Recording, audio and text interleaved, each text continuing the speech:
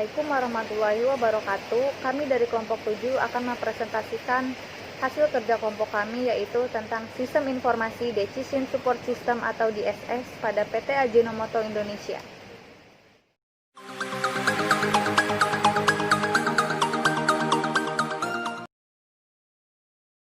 Pengertian Sistem Informasi Manajemen.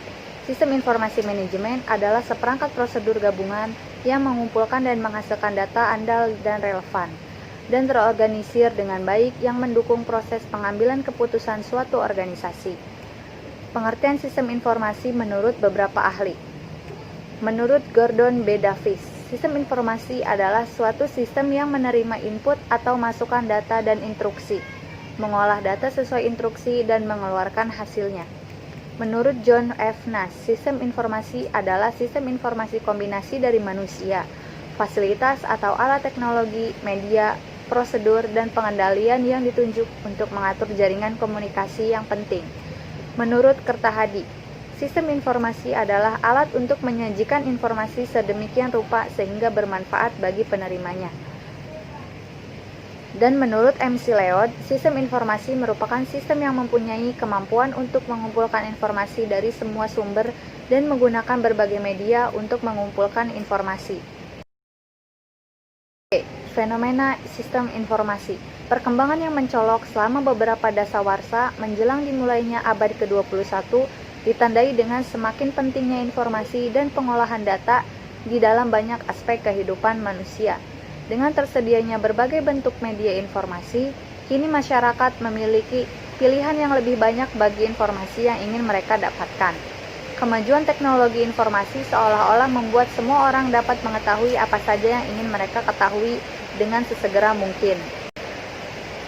Toffler menguraikan bahwa peradaban yang pernah dan sedang dijalani oleh umat manusia terbagi dalam 3 gelombang. Gelombang pertama terentang dari tahun 8000 sebelum Masehi sampai sekitar tahun 1700.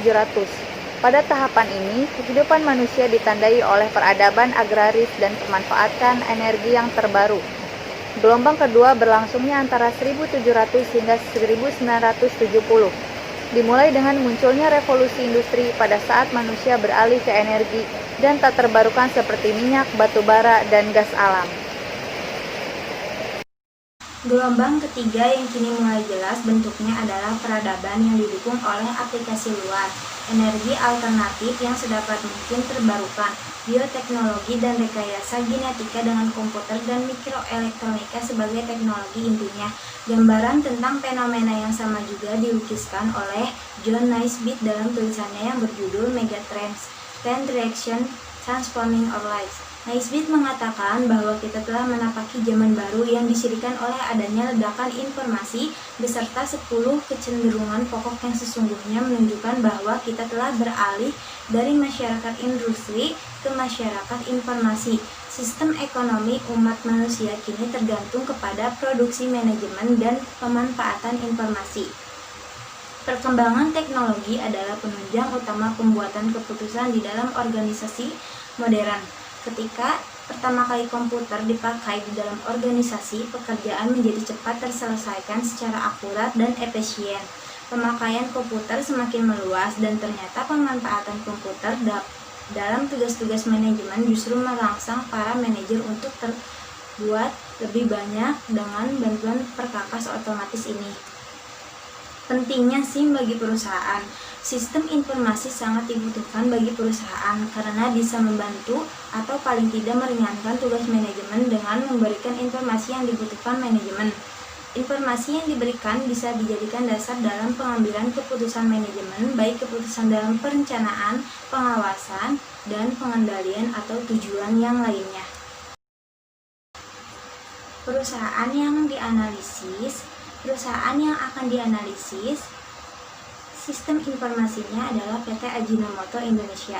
PT Ajinomoto Indonesia merupakan salah satu perusahaan Karawang yang bergerak pada industri makanan yang memproduksi berbagai macam bumbu dapur dan olahan makanan. Telah mempekerjakan karyawan sebanyak 24.861 orang. PT Ajinomoto merupakan supplier utama di dunia untuk berbagai asam amino yang diperlukan oleh industri kesehatan dan makanan. Komponen utama Ajinomoto adalah MSG 78%, glumate yang merupakan asam amino pembentukan protein tubuh dan makanan. Tujuan penulisan makalah ini adalah untuk mengetahui sistem DSS yang dipakai pada PT Ajinomoto Indonesia dengan membuat aplikasi pengambilan keputusan. 2. Pembahasan. Profil perusahaan. Nama perusahaan PT Ajinomoto Indonesia. Owner Ichiro Sakakura. Tahun berdiri. Mendirikan PT di Karawang pada tahun 2012. Domisili Karawang, KIC.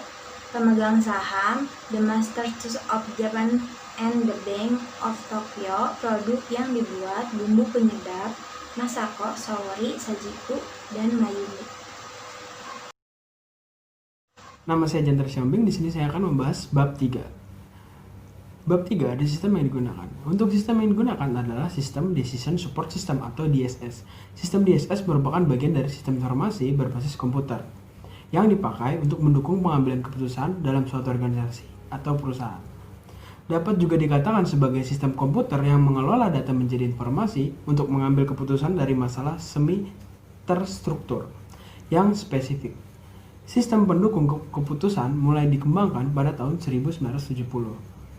DSS dengan didukung oleh sebuah sistem informasi berbasis komputer dapat membantu seseorang dalam meningkatkan kinerja dalam pengambilan keputusan. Seseorang manajer atau pemimpin di suatu perusahaan atau organisasi dapat memecahkan masalah semi-struktur di mana manajer dan komputer harus bekerja sama sebagai tim. Pemecah masalah dalam memecahkan masalah yang berbeda di area semi-struktur. DSS mendayagunakan resource individu-individu secara intelek dengan kemampuan komputer untuk meningkatkan kualitas keputusan. Cara yang digunakan untuk mengambil keputusan adalah dengan memakai aplikasi yang bisa diakses oleh seluruh karyawan. Untuk alasan, sistem ini digunakan pada PT Ajinomoto karena untuk mempermudah manajer dalam mengambil keputusan.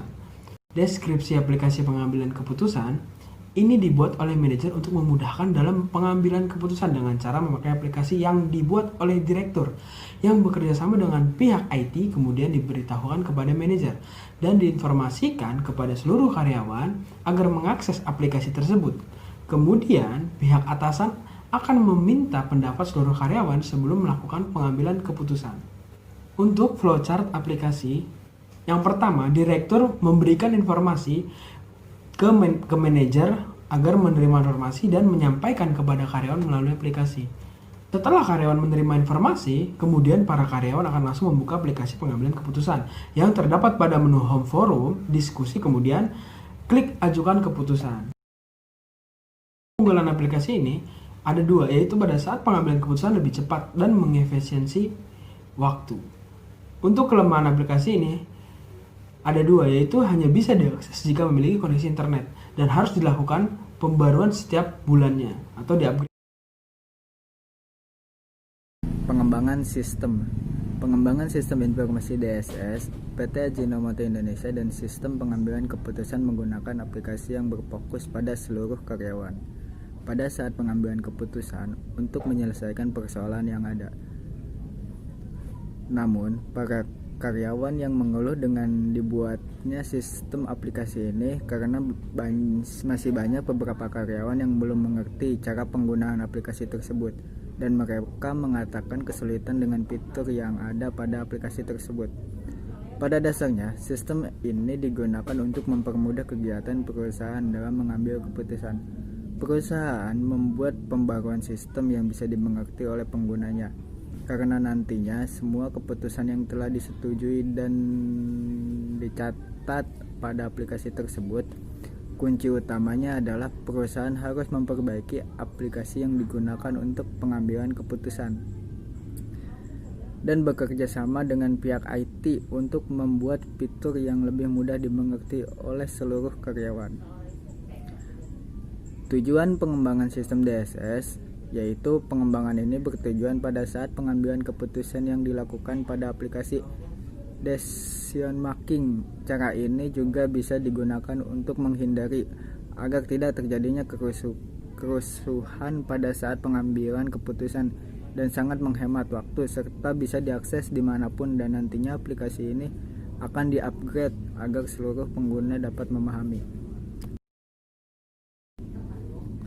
Cara pengembangan dan aplikasi decision making, cara kerja setelah melakukan pembaruan aplikasi.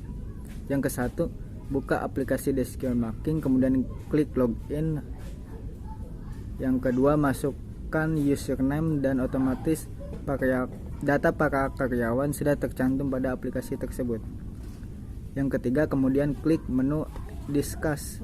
Pada menu ini karyawan diminta untuk selanjutnya pilih menu decision. Para karyawan bisa menyampaikan pendapatnya pada menu ini. Yang kelima, setelah ini manajer akan mengambil keputusan yang terbaik. Kesimpulan, dengan sistem informasi manajemen perusahaan akan lebih mudah untuk menyampaikan informasi dari pihak manapun. Perusahaan menyampaikan informasi dengan menggunakan sistem yang berbeda-beda. Pada PT Ajinomoto Indonesia, sistem yang dipilih adalah menggunakan sistem DSS. Dengan membuat suatu aplikasi perangkat lunak yang bernamakan decision making dan bisa diakses oleh seluruh karyawannya guna mempercepat pengambilan keputusan. Lalu sarannya adalah perlu dilakukan diskusi lebih lanjut untuk upaya peningkatan pemahaman terhadap aplikasi pengambilan keputusan yang dibuat. Penulis juga mengharapkan kritik dan saran penulisan. Sekian presentasi dari kelompok 7. Kurang lebihnya mohon dimaafkan. Ihdinas siratal mustaqim. Wallahul muwaffiq ila aqwamit thoriq. Wassalamualaikum warahmatullahi taala wabarakatuh.